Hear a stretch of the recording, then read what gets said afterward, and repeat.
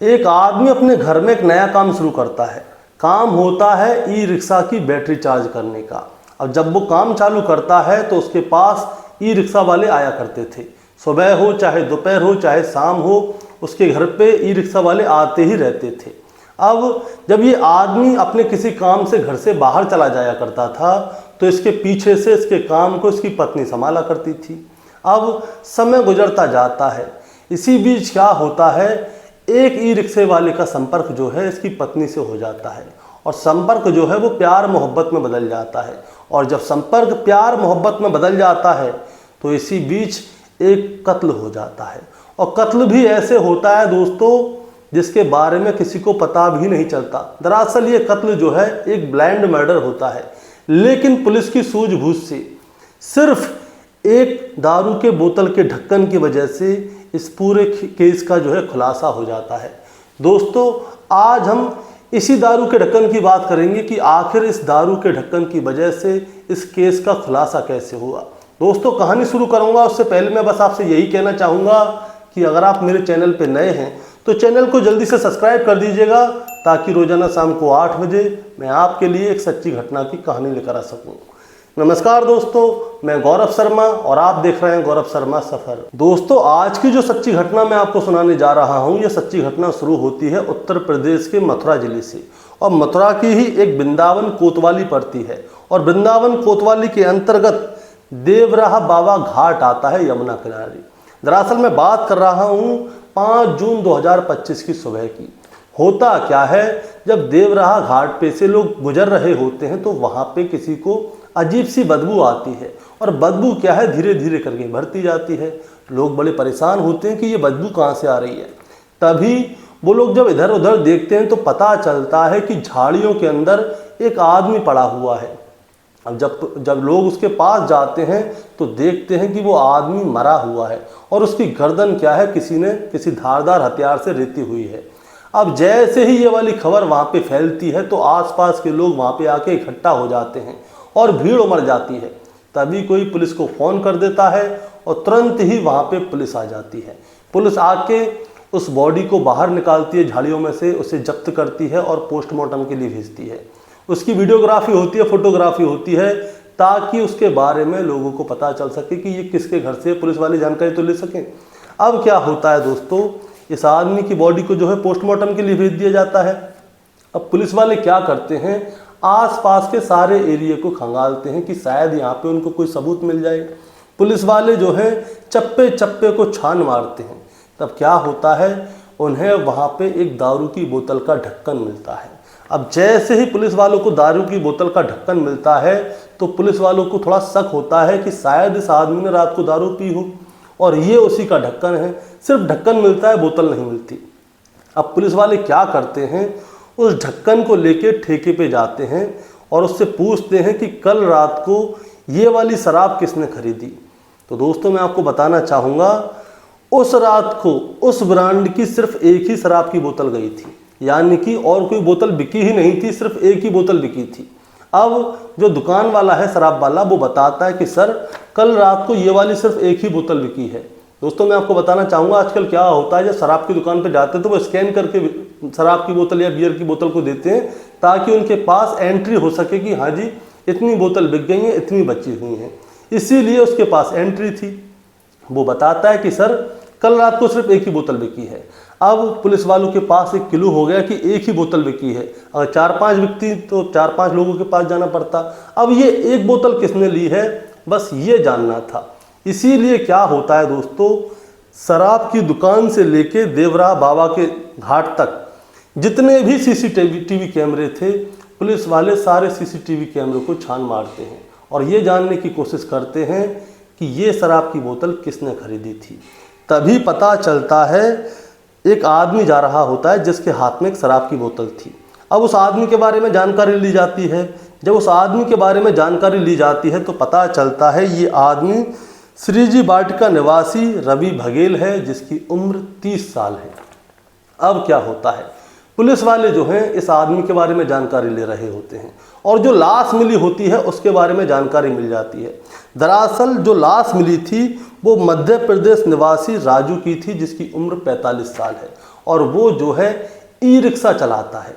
अब राजू का रवि से क्या लेना देना है, पुलिस वाले बस इन आंकड़ों को जोड़ रहे थे। तब जाके पुलिस वालों को पता चलता है कि राजू के घर पे जो है रवि के घर पे जो है ई रिक्शा की बैटरी चार्ज होती है और पिछले 3 महीनों से रवि जो है राजू के घर पे आता था और अपनी बैटरी को चार्ज करवाता था। अब पुलिस वाले क्या करते हैं, इसके पूरे आंकड़ों को मिलाने की कोशिश करते हैं कि राजू जो है रवि के घर पे गया था या नहीं गया था, उस दिन ये दोनों साथ थे या नहीं थे। पूरी जानकारी अच्छी तरह से लेते हैं तो आंकड़ों को मिला के पता चलता है कि राजू और रवि एक दूसरे को जानते थे और जो सीसीटीवी की फुटेज निकली थी वो उसमें जो है रवि जा रहा था उस जगह पे और वहाँ पे जो है राजू पहले से था। अब इन दोनों के आंकड़े मिल जाते हैं कि राजू वहाँ पे पहले से था, रवि शराब की बोतल लेके आया, इन दोनों ने शराब पी होगी, फिर इसके बाद कोई ना कोई बात हुई होगी। इसीलिए क्या होता है दोस्तों, पुलिस वाले जो हैं सीधे रवि बघेल के घर पे जाते हैं, उससे पूछताछ करते हैं। तो रवि बघेल क्या करता है, बातों को टालता रहता है कि साहब मैंने तो कुछ नहीं किया, मैं तो सिर्फ शराब लेके गया था, उसके बाद क्या हुआ क्या नहीं हुआ हमें क्या पता। लेकिन क्या होता है दोस्तों, पुलिस वाले रवि बघेल के साथ अपनी भाषा में यानी कि थोड़ी सख्ताई बरतते हैं उससे और फिर उससे पूछते हैं कि बताओ ये मर्डर तुमने किया या नहीं किया। तब जाके रवि बघेल जो है पूरी बात शुरू से लेकर आखिर तक बताता है कि हाँ साहब मैंने मर्डर किया था। पुलिस वाले उससे पूछते हैं कि तुमने ये मर्डर क्यों किया और कैसे किया, पूरी बात बताओ। तब जाके रवि बघेल पूरी बात बताता है। वो बताता है कि राजू जो है उसके घर पे 3 महीने पहले से आ रहा है, यानी कि 3 महीने से जो है राजू रवि के घर पे अपने ई रिक्शा की बैटरी को चार्ज करता है। कभी कभी रवि अपने घर पे नहीं होता तो पीछे से जो रवि की पत्नी है वो राजू के ई रिक्शे की बैटरी को चार्ज करती है। अब क्या होता है, इन दोनों के बीच में कोई संपर्क हो गया था, इन दोनों के बीच में प्यार मोहब्बत हो गया होगा, इसके बारे में रवि को कुछ भी नहीं पता था। अब 4 तारीख आती है यानी कि 4 जून 2025। 4 जून 2025 की दोपहर में क्या होता है, रवि किसी काम से अपने घर से बाहर जाता है और घर पे कह के जाता है कि उसे थोड़ा समय लग जाएगा। अब जब उसे समय लग जाएगा तो रवि की पत्नी जो है घर पे अकेली है। अब इसी बीच में क्या होता है, राजू अपने ई रिक्शे की बैटरी को चार्ज करवाने के लिए वहाँ पे आ जाता है। अब जब राजू रवि के घर पे आता है तो उसे पता चलता है कि रवि थोड़ी देर से आएगा, इसीलिए क्या होता है, राजू जो है रवि के घर में घुस जाता है और उसकी पत्नी के साथ प्यार मोहब्बत करने लगता है।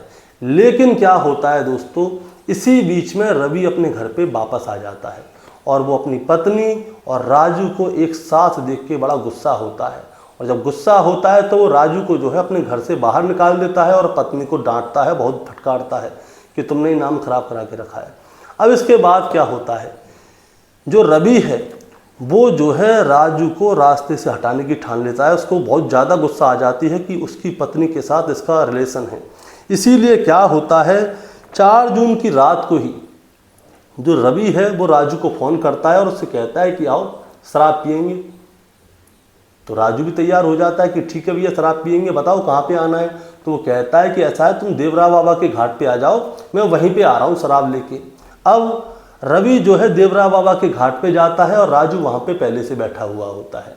अब ये दोनों बैठ के वहाँ पे यमुना किनारे शराब पी रहे होते हैं और रवि क्या है, राजू को शराब आप जान के ज़्यादा दे रहा होता है ताकि उसको नशा चढ़े और आखिर में राजू को जो है नशा चढ़ भी जाता है। और जब राजू को नशा चढ़ जाता है उसके बाद में रवि क्या करता है, उसके घर पे सब्जी काटने वाला एक चाकू था, रवि उस चाकू को लेकर आया था साथ में।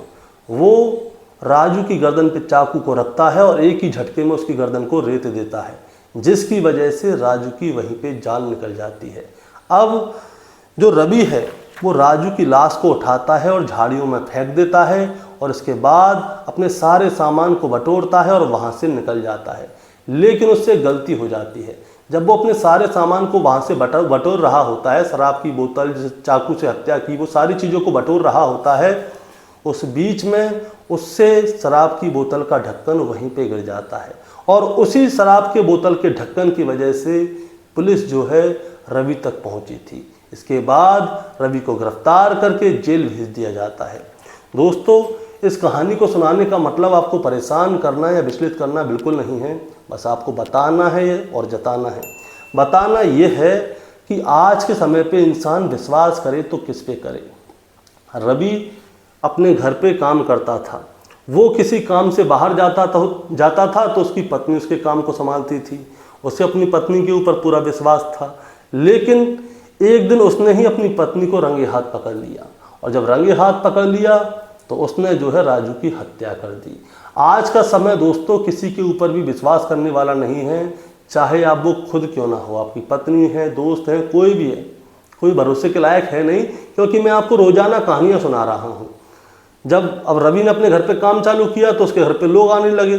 अब किसी को अपने घर पे बुला रहे हो, अब बार बार कोई आ रहा है तो उसके घर वालों से बातचीत होती है। ऐसे ही रवि की पत्नी से बातचीत होना शुरू हो गया और इसके बाद उसका प्रेम प्रसंग हो गया। दोस्तों आपका क्या कहना है इस कहानी के बारे में, आप जरा हमें कमेंट में बताएं। चैनल पे नए हैं तो सब्सक्राइब करके जाएं, ताकि रोजाना शाम को 8 बजे मैं आपके लिए एक सच्ची घटना की कहानी लेकर आ सकूं। नमस्कार।